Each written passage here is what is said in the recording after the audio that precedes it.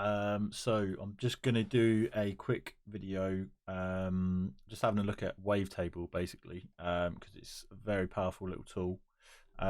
So let's get cracking. So obviously, it's mainly just going to be bass lines. This I've been creating bass lines recently, and yeah, how useful and easy it is to use, more or less. To be fair,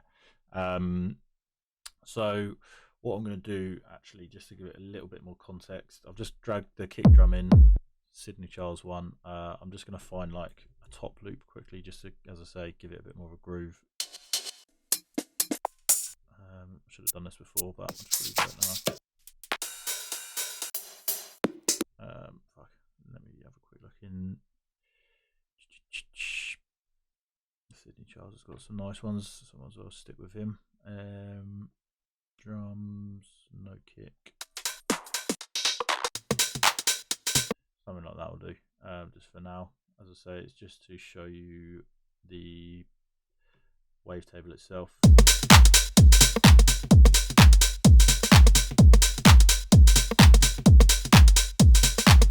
Cool. So we can make a couple of different types of basses. I'll just show you the normal styled types of basses I use. So to start with, you always drag and drop this in, and this is what you just get the normal sine wave. So instantly, the first thing I'll do is just drop it down to -24. So the C3 where we're playing is a low sound, a bass sound, basically. We're going to just look at the amp and the envelope of that, and just its ADS basically. So it's attack, it's decay, and then sort of release and sustain, really. So normally with the bass lines I make, then don't really have much of a tail, so it's kind of quite short. So let's just have a quick work on that now in the amp section. So I want it to, because what I like to do is have some kind of 16th notes sometimes and some longer notes sometimes and stuff like that, so it just helps with the groove. So if you've got a tail, a longer tail, it's going to kind of clash with the sound, which is kind of, I guess, pretty self-explanatory stuff. But so yeah, we just bring in the release. You can obviously control it just here if it's easier. Just a tiny bit of a tail, just so it's not like clicking. Just a little one. Obviously too much, if you're making some, like, I don't know, American 808 style hip hop, maybe you want a big boomy, but yeah, for me, quite a short release is perfect. Sometimes you can get great sounds just literally using a sine. I think this is maybe a triangle or a saw. This is a saw and then a square. So you go up in sort of I guess intensity and drasticness, pretty much. So I mainly use the sine, and then I'll use another oscillator here, which I'll get to in a bit later on. But a sine wave for the sub. But you can obviously get the same kind of, if you want a bit more character in your bass, then maybe you want to go for a saw.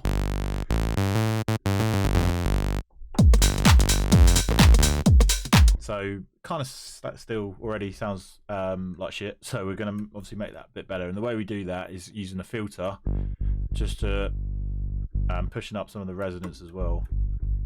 Just even that alone is quite nice. You could probably get just maybe processing it so it's just a bit fatter and a bit thicker.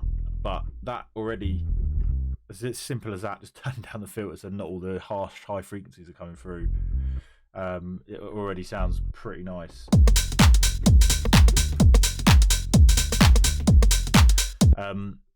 But for example, if we wanted something a bit more plucky, especially that we hear, I use this a lot, kind of plucky, that kind of vintage styled stab. We can have a look at the matrix. So we'd use the filter envelope, which is basically envelope 2. And although it's not mapped to anything at the moment, we want to bring this kind of down, so it's kind of like got quite a short decay time, harsh attack still.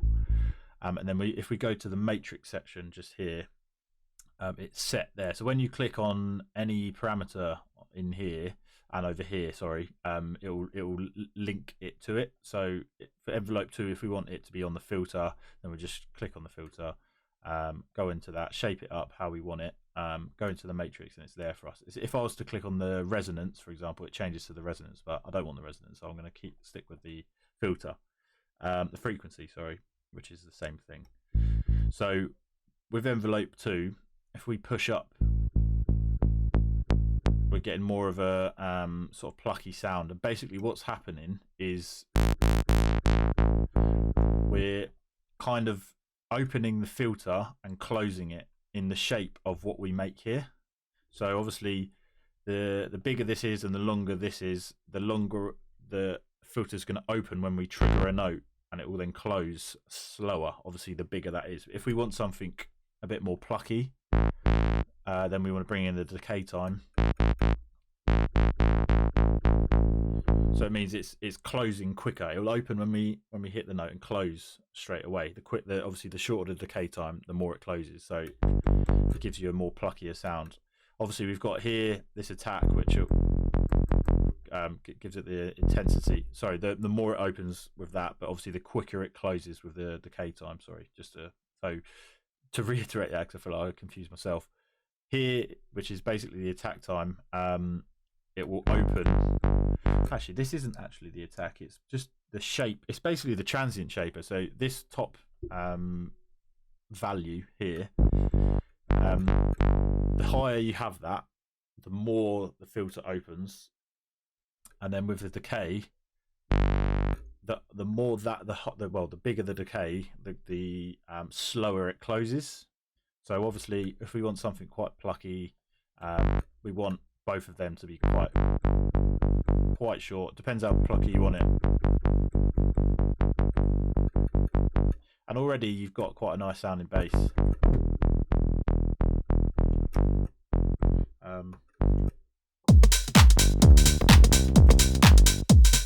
If I was to just quickly draw something, it might be easier than playing it. If I just put a sideshow on this, it doesn't sound like absolute shit. And we can then develop it a bit further. Let's do a 2-bar loop. So just anything.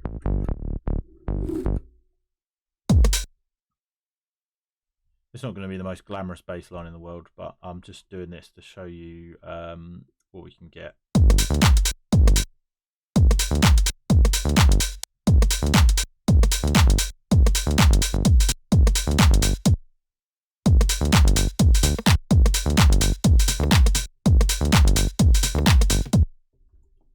Something like that do for now.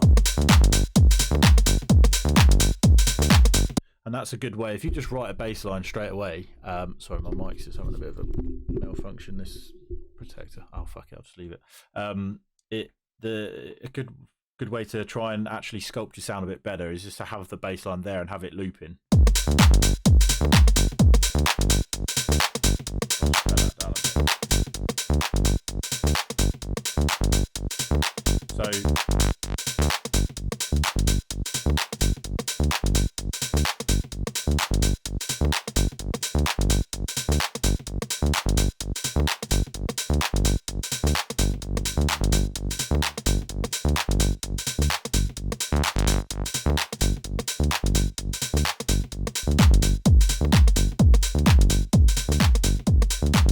That's quite a boomy. I know this is not about mixing, but I'm just going to quickly bring this in a little bit as well because it's clashing quite a lot with the bass.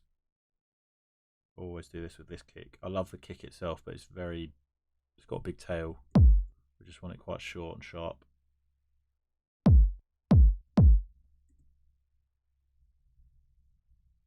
Just quickly.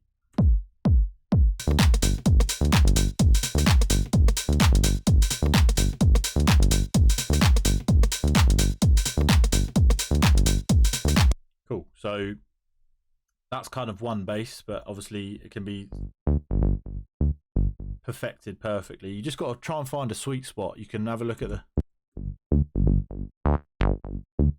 and obviously using like an LFO or a bit of automation at the end of every 4 or 2 bars can also spice up your bass line instead of just having for the whole time, which works obviously, but then we could have a look at doing stuff like this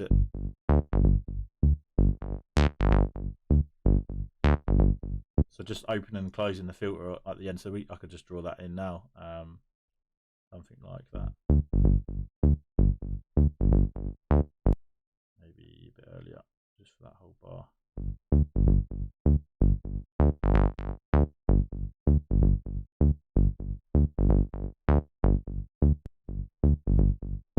And then with this, because it's quite plucky, we might want a bit of and there's a bit of space between the notes as well with this specific really straightforward bass line. We might want a bit of release time so it does breathe a bit better.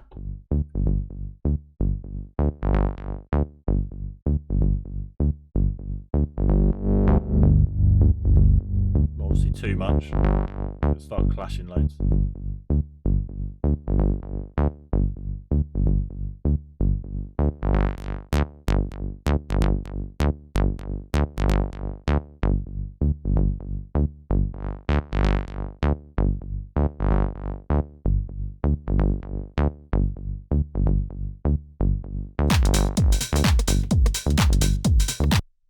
Maybe we could just put a bit of swing on there, just to make it sound a bit groovier. Just quickly find a quick one, 16th note, that'll do.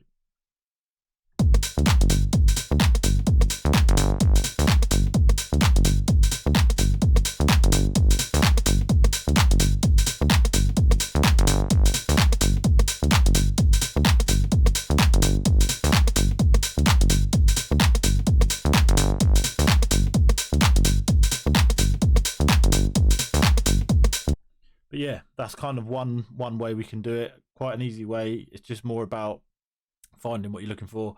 And then with a square wave, if you're going for something a bit more subby, a bit more gritty, bassier, I think the saw wave suits more, I guess, kind of like a pivy sound. The pluckiness goes quite well with like pads and keys and stabs and things like that. But then if we're going for something a bit like maybe potentially a bit more stripped back, I mean, there's no rules to this. What I'm saying is just my opinion and what I've sort of stumbled across when I've made music. I've realised that maybe when I'm making something a little bit more deeper or soulful, or whatever it may be, I end up using that sort of saw styled bass line. But with like, if you listen to this now, it's a bit dirtier, it's a bit more boomy, so we could, as I say, you can stick with pretty much the same setup we've got. We just want, it's just more about finding a nice sweet spot between the filter and then the actual envelope, the filter's envelope itself. So not opening too much, or it just depends what you're trying to achieve. But again,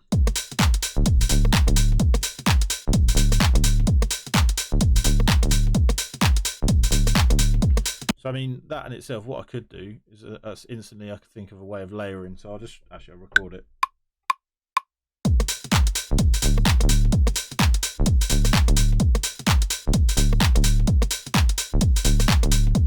So we've got that first bass line, quite boomy, quite dark, quite heavy, and yeah, quite a nice sound, depending again what you're trying to achieve.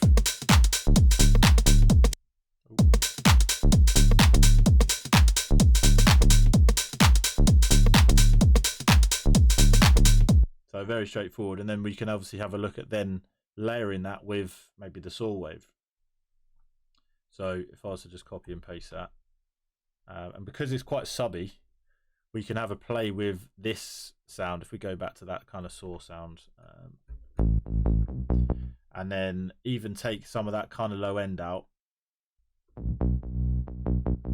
Still want a fair bit because it's still a bass sound. But if we layer that then and get something a little bit more extreme, and even potentially bringing down the decay, sorry, of so it hasn't got as much of a tail.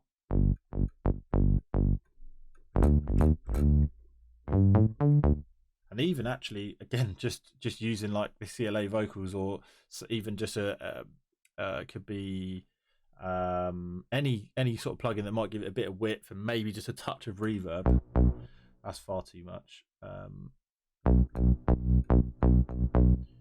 so it can sort of bounce off and it's a bit of a different sound and texture to the original. So what I was thinking is basically a little call and response in between that first one. So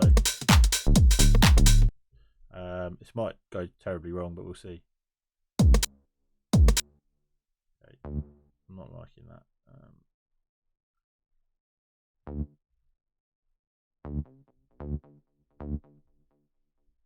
Maybe something a bit.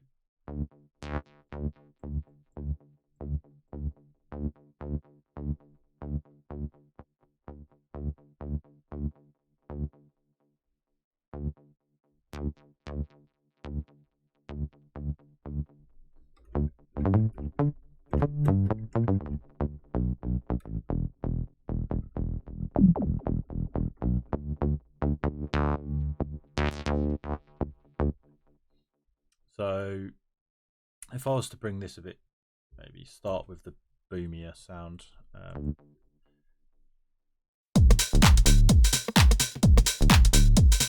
So then we could just call and response with that. So have a look at doing stuff like this. Oh, might not if I mute it. Go a bit lower.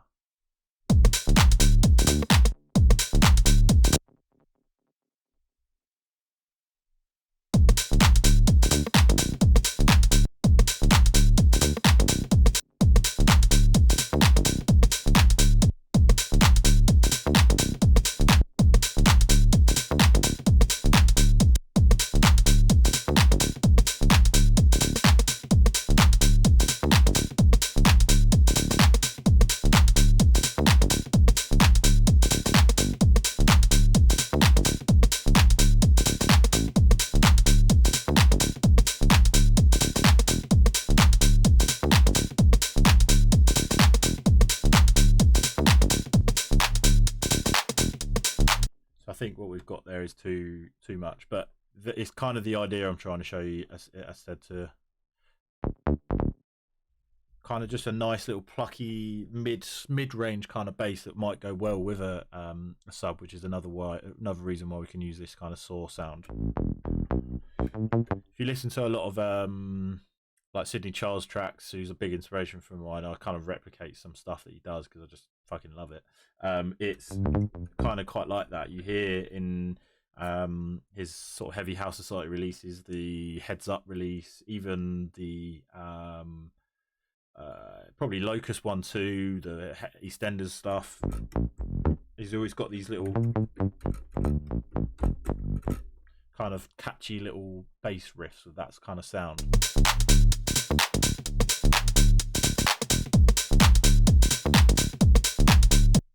I mean, the drums probably don't go amazing with this. We could maybe build our own drums, which would sound better, but I'm just trying to show you more the sound design and stuff as opposed to anything else. I hope that's useful, but I've got another thing we can really develop. So if we're going for something a bit more bassy, really a real sub bass, we can achieve that with just what we've got here. As I say, like it can be just something. Let me just get back to sort of scratch with. So that's obviously quite boomy, quite subby itself. Got quite a bit of body.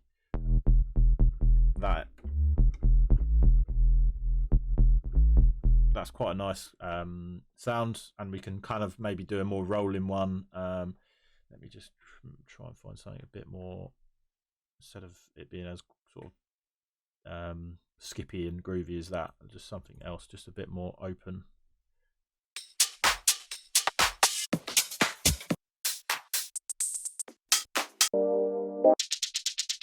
I'll tell you what, I'll just quickly do a 909 drums, 909, and then again, this is always on there. Bloody love this thing. Probably couldn't tell. Let me just. It's just going to be literally an open hi-hat and clap. So the clap is here. Oh, that's because it's still labeled that.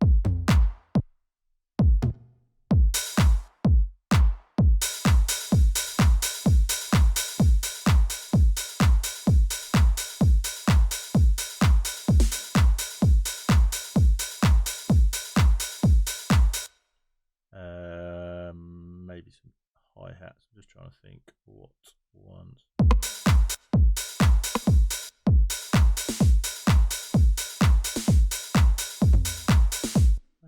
Where the hell? The hi-hat's gone. 2 secs. Oh, see, I'm just being blind.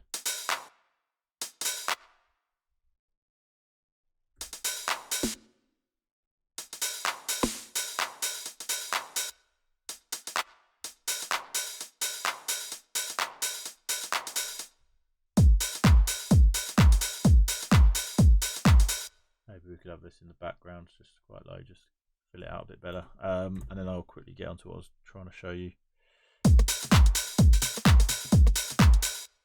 Nah, fuck it, just leave it. Right, so yeah, with a more moody bass that's a bit more pumping, a bit more tech housey maybe, we can, yeah, again, just use a simple wave table oscillator 1.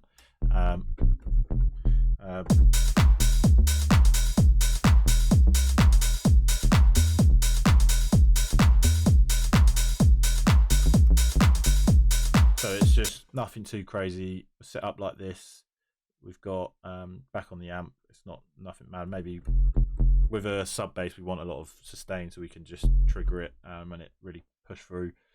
Quite a bit of attack on that, or pushing the envelope up quite a lot on that filter envelope. But what I like to do, if I was to start from more or less scratch, is use a sine. So we just got that real sub sound. Turn on oscillator 2, and there's not just these, but there's fucking loads of other ones like here. And again, we're gonna pretty much filter all of these, all that crazy high end out. But sometimes with the different styles of waveforms and these more complex waveforms, it gives the sub, even when filtered out, a lot more character and a bit more. What I'll do actually is bring that down.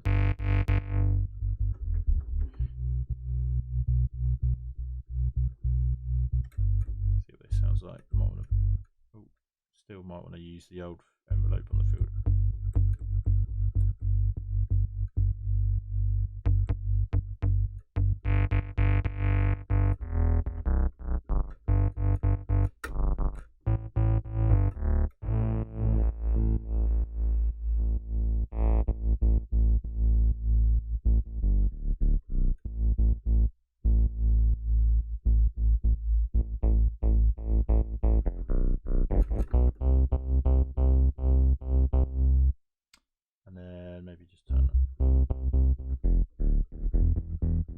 So yeah, it's just having a look,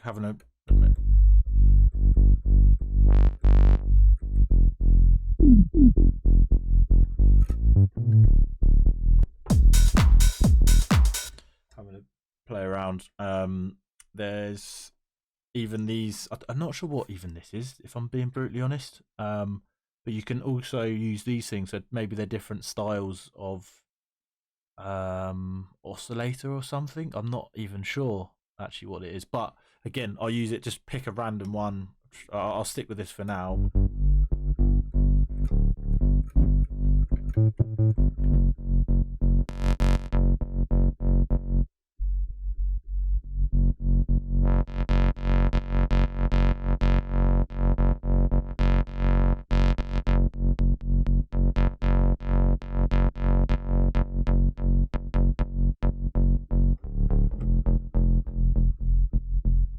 So that already, that's for me, that I'd probably, right, I'll go from there.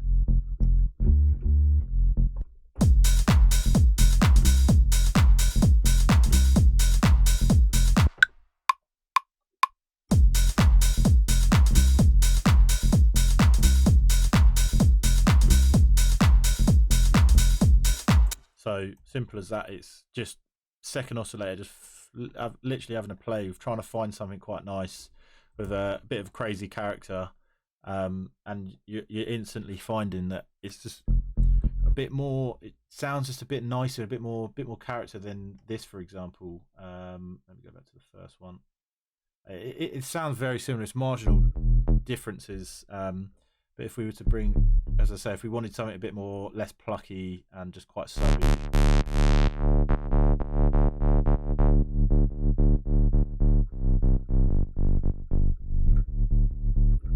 Sounds nice. So the square wave's always brilliant for that kind of dirtier sub, but just something about that gives it a bit more.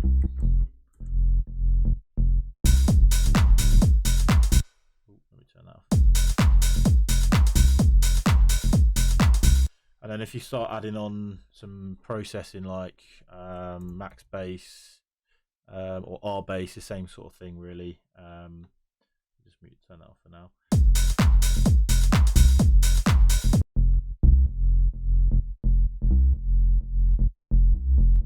Really pushing it through.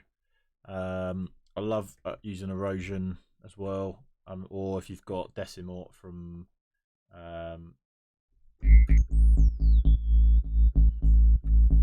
just give it a bit of sort of dusty feel. That's dirty bass face style stuff. Let's see. Yeah, let's just leave it for now.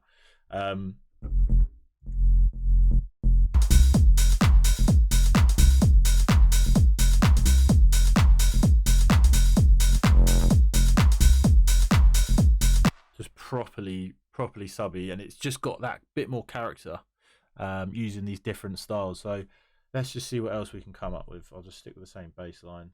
It just be, as I say, because it's quite a subby bass line, we're not going for anything too mad and busy in that high end. It's just more about the sub.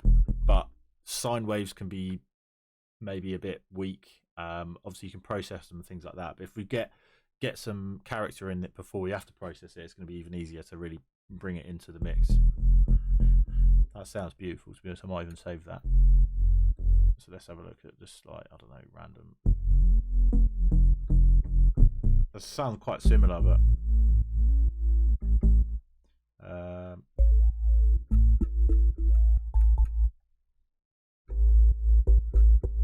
obviously FM is a good one to do because it kind of modulates one oscillator against the other. And this has even got a bit of bite itself because obviously we're using that envelope still, just really subtly.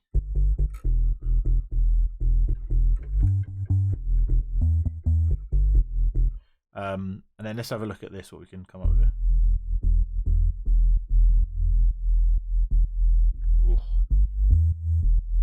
Boomy. I'd obviously, if you're not already, I'd be listening to this video with your headphones in so you can really hear the sub, or with some bassy speakers. That's quite nice.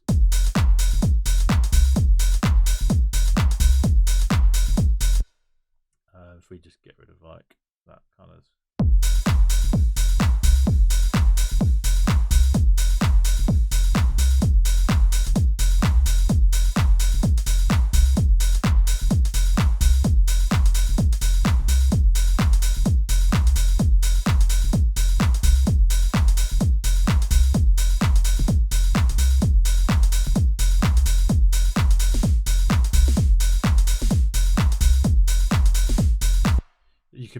Build from that really easily, and that's kind of it really. That's the bulk of the video, but it's just showing you that how useful these bloody plugins are that come with Ableton.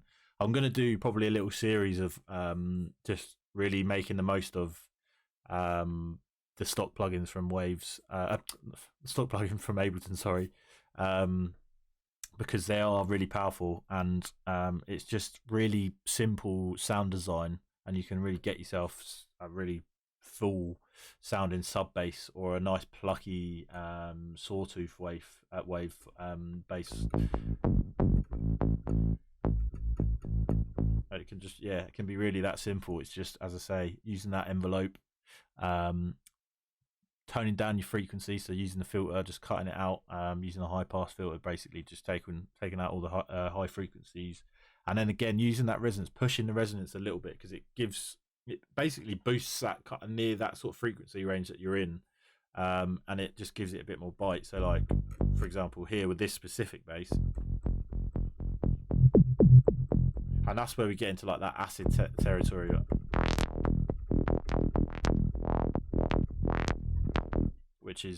which is what it does. It's just an extreme version of that. Just trying to think if there's anything else we could go through. There's obviously loads of other stuff on here as well. So like I use it more or less only for basses, but we can use it for bloody sort of leads and stuff as well. I'm just gonna go off the cuff a little bit here, but let's just see. So if we give it a bit of space with the CLA, that'll do. Bit of reverb and stuff like that, maybe a bit of delay. So yeah, this is obviously, might want to see what we can come up with. Go.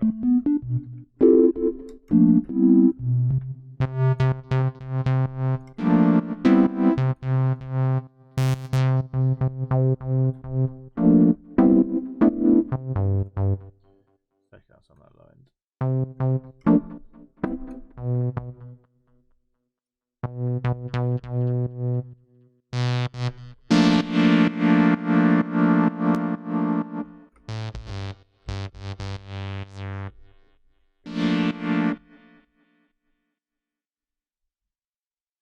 What's that controlling? That's weird. Why is it doing that? I don't want it to do that.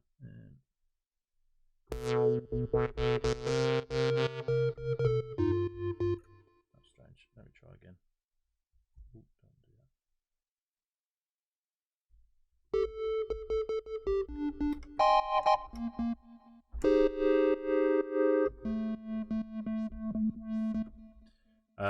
So yeah, and then what I was more thinking of is just using the stuff over here, which would give it some kind of width basically. So using like unison, just really pushes it wide, like a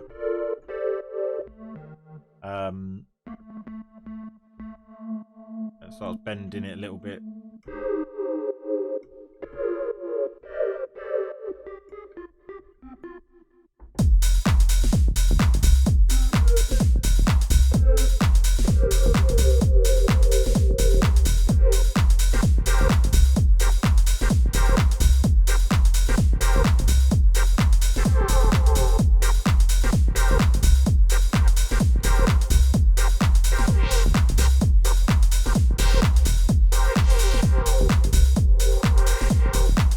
Stuff like that, and then obviously you've got the it's on polyphonic. If you don't want that, turn it off, and then you can kind of use the glide,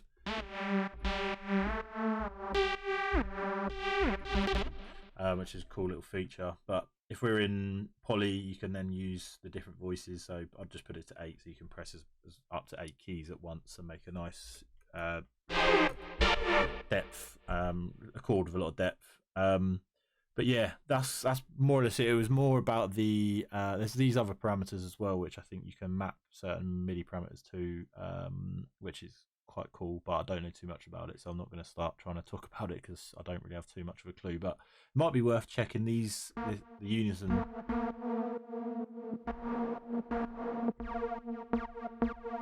And you, like, I mean, if you're making a bit more techno or something, or even trance.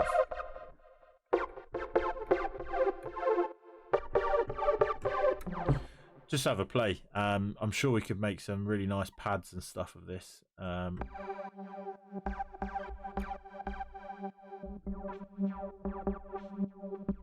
textures and all sorts.